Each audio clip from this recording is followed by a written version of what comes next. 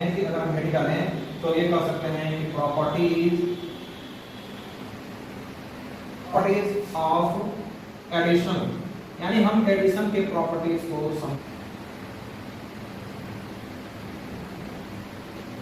Integers के जो editions होते हैं उसके प्रॉपर्टीज को समझेंगे। प्रॉपर्टीज का मतलब ये कह सकते हैं वो सिंपल लैंग्वेज में कि इसके तरीके अलग अलग हो सकते हैं, है ना। गुड, देखिए तो हम लोग आगे बढ़ते हैं और देखते हैं कि जो भी इंटीजर्स के एडिशंस के प्रॉपर्टीज होंगे। अब हम इसे समझ में आ रहा है कि properties of addition of integers, यानी इसे समझ में आ रहा है कि इंटीजर्स के ऐड करने के जो तरीके अलग अलग होते हैं, क्या उसके कंडीशंस जब हम फॉलो करते हैं तो क्या उसमें किसी तरह बदलाव आता है, अगर आता है तो किस प्रकार का बदलाव आता है, नहीं आता है तो क्या सच में नहीं आता है, किसी भी संख्याओं को रख लेने पर नहीं आएगा,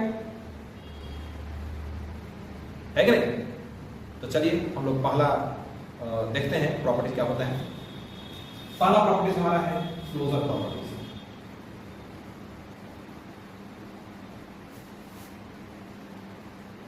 क्लोजर प्रॉपर्टी आ रहा समझ। क्लोजर क्या होता है, तो जैसे सिंपल सी अगर हम कोई एग्जांपल ले रहे हैं, अगर 4 + 3 लिख रहे हैं तो 7 हो जाएगा, चाहे उल्टा कर दें 3 + 4 कर दें 7 हो जाएगा, -2 + 5 कर दें ये हो जाएगा 3, +5 - 2 कर दें ये हो जाएगा -3। ये क्लोजर प्रॉपर्टी है, सिंपल है। चलिए दूसरी प्रॉपर्टीज हमको समझना जरूरी है कि दूसरी प्रॉपर्टीज हम देख रहे हैं, जो ये पढ़ रहे हैं, कर रहे हैं, क्या उस कंडीशंस को हम लोग फॉलो कर पाते हैं कि नहीं, या फिर उसको हम सेटिस्फाइड कर पाते हैं या नहीं, है ना, समझना जरूरी है कि नहीं। तो चलिए हम लोग दूसरे प्रॉपर्टीज की तरफ बढ़ते हैं। हमारा है commutative.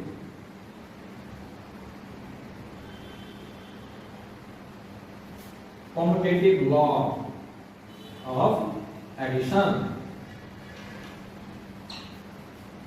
Commutative law of addition, देखिए इसमें कहता क्या है कि कोई भी दो इंटीजर्स आप ले लीजिए, कोई भी, हम ये नहीं कह रहे हैं कि आप प्लस में ले लीजिए माइनस में ले लीजिए, हम कोई भी कह रहे हैं दो प्रॉपर्टीज ले लीजिए। जैसे मान लेते हैं कि कोई दो प्रॉपर्टीज हमारा ए है और ये बी है, कह रहे हैं कि क्या इन दोनों प्रॉपर्टीज यानी कि दोनों ये इंटीजर्स को लेने के बाद जो कंडीशन कह रहे हैं कि a + b या फिर b + a कर लीजिए, इसमें किसी भी तरह का प्रभाव नहीं पड़ेगा, यानी कंडीशन कह रहा है कि a + b कर लीजिए चाहे b + a कर लीजिए, हम कहते हैं कि इसमें कोई बदलाव नहीं होगा।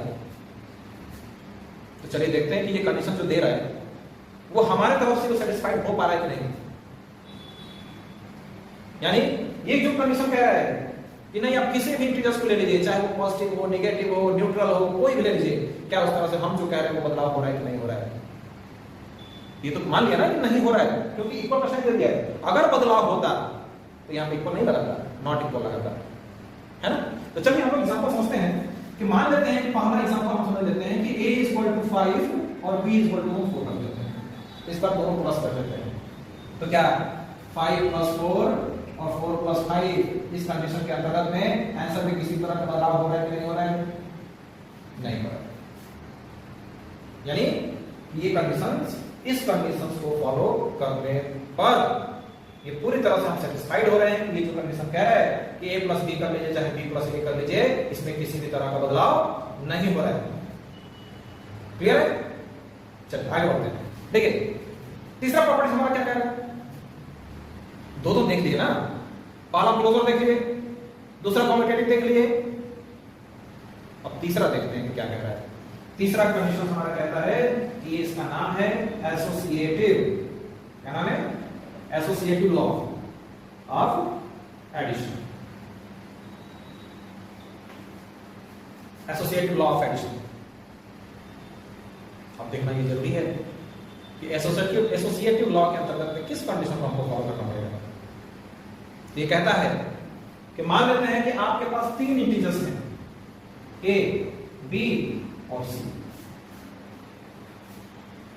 क्या है इसमें, क्या आप इंटीजर्स, देखिए इंटीजर्स की बात कह रहा है। अगर इसको पॉजिटिव नंबर लेना होता, नेगेटिव नंबर लेना होता तो कहता यदि 3 नंबरों में कोई एक पॉजिटिव है, एक नेगेटिव है, एक पॉजिटिव है तो समझ में आता है। लेकिन ये कह रहा है कि सिर्फ इंटीजर मान लीजिए, तो इंटीजर में हम जानते हैं कि नेगेटिव संख्याएं भी आती हैं, पॉजिटिव संख्याएं भी आती हैं, यहां तक कि जीरो भी उसमें ऐड हो जाता है, क्योंकि हम जानते हैं कि जीरो और ना ही पॉजिटिव होता है और ना ही नेगेटिव होता है। यानी जीरो को हम लोग न्यूट्रल मान लेते हैं कि जीरो तो चलिए प्लस तो है ही नहीं, जीरो को माइनस भी तो नहीं मानेंगे, ठीक है। तो देखते हैं क्या इस कंडीशन, ये जो कह रहा है कंडीशन, ये जो भी कंडीशन कह रहा है क्या वो हमारे तरफ से सेटिस्फाइड हो पा रहा है या नहीं हो पा रहा है। चलिए आगे बढ़ते हैं और कह रहे हैं इसमें कि जब भी a प्लस बी प्लस सी कर रहे हैं या फिर a प्लस बी ब्रैकेट के बाहर सी को रख दें, तो क्या जो हम कंडीशन कह रहे हैं इंटीजर्स कोई भी रख लीजिए, a b c में कोई भी रख लीजिए, क्या उसके आंसर में बदलाव होंगे। तो यही तो हमें जानना है कि इस प्रॉपर्टीज के अंतर्गत जो भी प्रॉपर्टीज हम पढ़ रहे हैं एडिशन के, ये रिलेटेड टू इंटीजर से है। तो हमको समझना ये जरूरी है कि जो भी प्रॉपर्टीज होते हैं एडिशन के, क्या प्रॉपर्टीज के अंदर कंडीशंस के आधार पर किसी भी इंटीजर्स को अगर हम लोग उस कंडीशंस के आधार पर रखते हैं तो क्या पॉजिटिव, नेगेटिव, चाहे न्यूट्रल, कोई भी इंटीजर्स हो, इस कंडीशन को फॉलो करते समय क्या उसके उत्तर में बदलाव होंगे, क्या उसके आंसर में बदलाव होंगे। तो अभी तक तो हमने देखा कि क्लोजर प्रॉपर्टी में कोई बदलाव नहीं हो रहा था, वैसे तो क्लोजर प्रॉपर्टी का बिल्कुल सिंपल था। दूसरा हमारा कॉम्पिटेटिव था कि a प्लस बी करना चाहे b प्लस a कर दें, इसमें भी तीसरे बदलाव नहीं देखे हम। तो हम तीसरे प्रॉपर्टीज की तरफ बढ़ते हैं और देखते हैं कि क्या इस कंडीशंस को हम फॉलो कर रहे हैं तो इसके बदलाव हो रहा है या नहीं हो रहा है। मेरे ख्याल से नहीं होगा, क्योंकि हम लोग देखिए यहाँ पे इक्वल लगाया है। इक्वल का मतलब होता है कि चाहे आप इस साइड रहिए चाहे आप उस साइड रहिए, दोनों साइड हम बराबर लेके चलेंगे। अगर एक तरफ नेगेटिव आता है दूसरी तरफ भी नेगेटिव आएगा। अगर लेफ्ट हैंड साइड में नेगेटिव प्लस नेगेटिव या पॉजिटिव हो जाता है तो दूसरी साइड भी आरएचएस में भी पॉजिटिव ही आएगा। इतना तो समझ में आता है ना। तो इसी कंडीशन से हम लोग आगे बढ़ाते हैं, तीसरे प्रॉपर्टीज की तरफ बढ़ते हैं और देखते हैं कि क्या जो हम तीसरा प्रॉपर्टीज को फॉलो कर रहे हैं, ये जो एसोसिएटिव लॉ ऑफ एडिशन है, इसको फॉलो करते समय कह रहे हैं कोई भी तीन इंटीजर्स ले लीजिए, ए हो, बी हो या सी हो, अगर इस कंडीशंस के अंतर्गत हम रख रहे हैं इंटीजर्स को, तो क्या लेफ्ट हैंड साइड और राइट हैंड साइड आपस में बराबर होंगे। तो इसी चीज को हम लोग देखते हैं, सेटिस्फाइड करने के लिए हम लोग आगे बढ़ते हैं और देखते हैं कि अगर मान लेते हैं कि a बराबर 2 हो, b इक्वल टू 3 हो एंड c इक्वल टू 4 हो। इसमें ये समझ आ रहा है कि देखिए हम तीनों को पॉजिटिव ले रहे हैं, एक बार हम नेगेटिव लेकर के देखेंगे क्या उसमें बदलाव हो रहे हैं नहीं हो रहे हैं, है ना।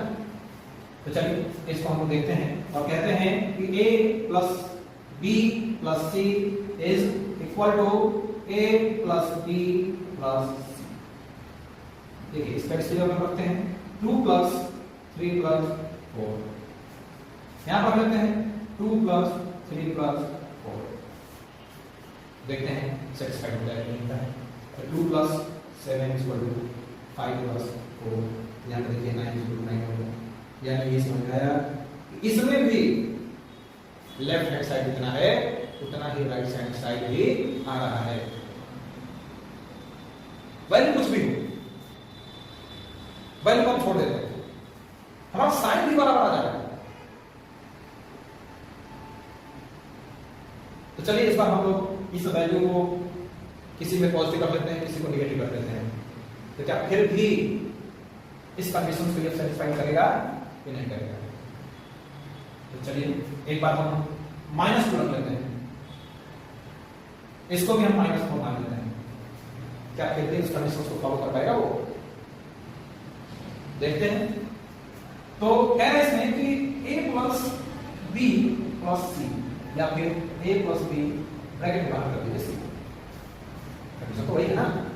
चलिए एक जगह -2 करते हैं, प्लस b 3 के जगह 3 करते हैं, पॉजिटिव है, प्लस -4 यहां पे हो जाएगा ये, इसको ब्रैकेट वाला चीज कर लेते हैं। यहां पर a प्लस b है तो हम -2 प्लस 3 कर लेते हैं, प्लस -4 कर लेते हैं, ठीक है। तो चलिए हम आगे बढ़ते हैं और देखते हैं कि क्या इसमें किसी भी तरह का बदलाव हो रहा है नहीं हो रहा है। यहाँ पे देखिए -2 प्लस ब्रैकेट में लगा देते हैं 3 प्लस -4, यहाँ पे ये -2 प्लस 3 है, यहाँ पर आ जाएगा, यहाँ प्लस -4 आ जाएगा, तो हो जाएगा।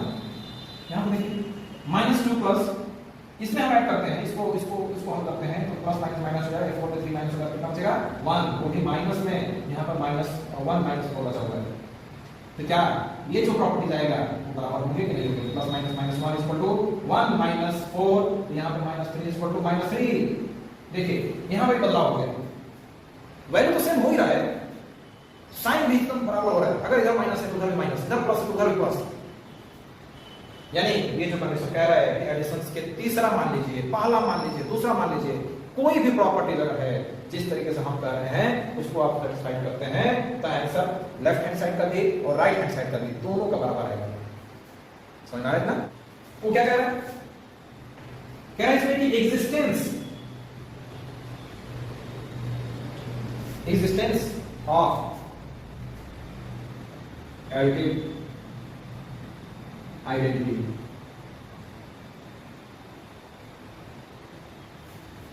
Additive identity. समझ में आ रही बात? ये हमारा चौथा प्रॉपर्टी है। अब देखिए ये क्या कह रहा है, क्या कह रहा है इसमें? कह रहा है इसमें कि कोई भी एक इंटीजर ले लीजिए और उसको जोड़ 0 के साथ जोड़ दीजिए। कह रहा है इसमें कि मान लेते हैं कोई एक इंटीजर हमारे पास है a, और कह रहा है इसमें कि a को 0 के साथ जोड़िए, चाहे 0 के साथ a को जोड़िए, a के साथ 0 जोड़िए, चाहे 0 के साथ a को जोड़ दीजिए, आंसर बराबर आएगा। क्या ऐसा हो सकता है? हो सकता है, ये तो हम मान सकते हैं, इस कंडीशन को हम फॉलो कर रहे हैं, जो कह रहा है वो बराबर हो सकता है। तो एग्जांपल हम ले लेते हैं कि 4 + 0 = 0 + 4, ये भी 4, ये भी 4, बदलाव हुआ? नहीं हुआ। यानी हम ये भी कर सकते हैं कि क्लोजर प्रॉपर्टीज हो, उसमें भी कोई बदलाव नहीं हुआ, कॉम्यूटेटिव लॉ हो, उसमें भी कोई बदलाव नहीं हुआ, एसोसिएटिव लॉ हो, उसमें भी कोई बदलाव नहीं हुआ। हम चौथा भी देख लीजिए, रेजिस्टेंस ऑफ एडिटिव आइडेंटिटी, इसमें भी कोई बदलाव नहीं है। तो क्या हो सकता है कि नेक्स्ट प्रॉपर्टी जो हो उसमें कुछ बदलाव हो जाए? चलिए देखते हैं। एग्जिस्टेंस ऑफ एडिटिव इनवर्स, देखिए इनवर्स इसमें जुड़ गया, यानी इनवर्स मतलब क्या? उल्टा। इनवर्स मतलब उल्टा। तो मान लेते हैं कह रहा है इसमें इस कंडीशन से अगर हम देखें तो कह रहा है कोई भी एक इंटीजर ले लीजिए और फिर इस इंटीजर को उल्टा कर दीजिए। उल्टा करने मतलब क्या? चलिए एक ही इंटीजर है तो उसको उल्टा करने का मतलब क्या है? साइन चेंज कर दीजिए। यानी यदि कोई इंटीजर a है, इसको साइन चेंज करने पर -a हो जाएगा, हो जाएगा ना? तो कह रहा है इसमें कंडीशन कि a + -a कर दीजिए या फिर -a + a कर दीजिए, लास्ट में 0 ही आपके पास बचेगा। तो देखते हैं कंडीशंस को फॉलो कर रहे हैं तो ऐसा हो रहा है कि नहीं हो रहा है। ठीक है, आगे बढ़ते हैं। तो देखिए कह रहा है इसमें कि a की जगह पे अगर हम मान लेते हैं 4 रख लेते हैं, इसका इनवर्स करने पर -4 होगा कि नहीं होगा? होगा ना इनवर्स करने पर। तो देखिए 4 + -4 = -4 + 4, यहाँ पे हो जाएगा 4 - 4 = -4 + 4, यहाँ पे 0, यहाँ पे भी 0, यानी कंडीशन सेटिस्फाइड हो गया कि नहीं हो गया? हो गया ना? तो हमको ये पता चला कि एडिटिव के जितने भी लॉ होते हैं, प्रॉपर्टीज होते हैं, चाहे वो क्लोजर प्रॉपर्टीज हो, कम्यूटेटिव लॉ हो, एसोसिएटिव लॉ हो, या फिर ये एग्जिस्टेंस ऑफ एडिटिव आइडेंटिटी हो, या फिर पांचवा हमारा एग्जिस्टेंस ऑफ एडिटिव इनवर्स हो, कंडीशन जो कह रहा है बिल्कुल सेटिस्फाइड हो रही है। चाहे आप नेगेटिव इंटीजर ले लीजिए, पॉजिटिव इंटीजर ले लीजिए, दोनों पॉजिटिव रख लीजिए, दोनों नेगेटिव रख लीजिए, इसमें ये चीज समझ में आ रहा है कि लेफ्ट हैंड साइड और राइट हैंड साइड आपस में हमेशा बराबर हो रहा है। तो चलिए इस क्लास में यहीं पे खत्म करते हैं और आगे बढ़ते हैं, और हम कहते हैं, बता रहे हैं आपको कि नेक्स्ट क्लास में हम लोग पढ़ेंगे प्रॉपर्टीज ऑफ सब्ट्रैक्शन। आज तो हम लोग पढ़े properties of addition of integers, अगले क्लास में हम लोग पढ़ेंगे properties of subtraction of integers, यानी इंटीजर्स को अगर हम घटा रहे हैं आपस में तो क्या उसकी प्रॉपर्टीज के अंतर्गत हम रख रहे हैं, और हम लोग ये कंपेयर करके भी देखेंगे कि एडिशन और सब्ट्रैक्शन के दोनों प्रॉपर्टीज को हम लोग आपस में साथ में रख लेके चल रहे हैं तो क्या बदलाव देखने को मिल रहे हैं। कहीं ऐसा तो नहीं कि एडिटिव में हमारा कोई बदलाव नहीं हो रहा था तो क्या सब्ट्रैक्शन में बदलाव हो जाएगा? कहीं ऐसा तो नहीं कि यहाँ पे जब दोनों कंडीशन आपस में बराबर आ रहे थे LHS और RHS, तो कहीं सब्ट्रैक्शन में ऐसा तो ना हो कि LHS कुछ और है RHS कुछ और है? यानी कहीं ऐसा तो नहीं है कि A प्लस बी और B प्लस ए करें तो कहीं ऐसा तो ना हो कि बीच का डिफरेंस दोनों इक्वल ना हो। यानी कंडीशन अगर हम लोग कम्यूटेटिव लॉ ऑफ सब्ट्रैक्शन में एडिशन में कम्यूटेटिव लॉ एडिशन में A प्लस बी प्लस ए को हम लोग बराबर की तरफ रख रहे थे, तो कहीं ऐसा ना हो कि A plus B is not equal to B minus B plus A, sorry कहीं ऐसा ना हो कि A minus B is not equal to B minus A हो जाए। इस प्रॉपर्टीज को हम लोग अगले क्लास में पढ़ेंगे और अगले क्लास हम जल्द ही आपके साथ मिलेंगे अगले क्लास में। तब तक के लिए आप लोग इस चैप्टर को दोहराते रहिए, रिवाइज रखिए। हम जानते हैं कि आप लोग जो भी देख रहे होंगे इस क्लास को, आप लोग इस क्लास को अच्छे समझे होंगे। अगर कहीं पे भी आपको थोड़ी सी दिक्कत आई होगी तो आप कमेंट बॉक्स में जरूर बताइए कि नहीं सर यहाँ पे दिक्कत हो रही है। हम अपनी तरफ से पूरी तरह से समझाने की कोशिश किए, और अगर कहीं पे भी आपको डाउट होता है तो आप कमेंट करके आप बता सकते हैं कि सर यहाँ पे डाउट है मुझे। हम नेक्स्ट क्लास में उस डाउट को क्लियर करने की कोशिश करेंगे। तब तक के लिए जय हिंद।